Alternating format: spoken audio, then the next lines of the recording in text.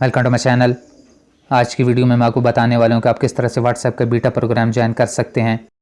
अक्सर जब आप प्ले स्टोर को ओपन करने के बाद व्हाट्सएप को सर्च करते हैं और यहाँ से बीटा प्रोग्राम ज्वाइन करने की कोशिश करते हैं तो आपको यहाँ पे लिखा हुआ नज़र आ जाता है बीटा प्रोग्राम इज़ फुल।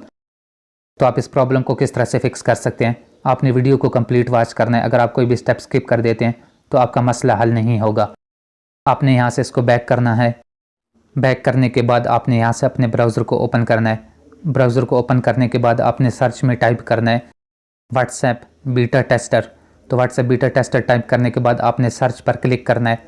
तो सबसे ऊपर आपको ये वाला लिंक मिल जाएगा व्हाट्सएप बीटा गूगल प्ले। तो आपने इस लिंक को ओपन करना है। इस लिंक को ओपन करने के बाद अक्सर हमें यहाँ पर ये वाला मसला नज़र आ जाता है, जैसे कि आपको यहाँ पे सामने नज़र आ रहा होगा, thanks for your interest in becoming a tester for the WhatsApp messenger app.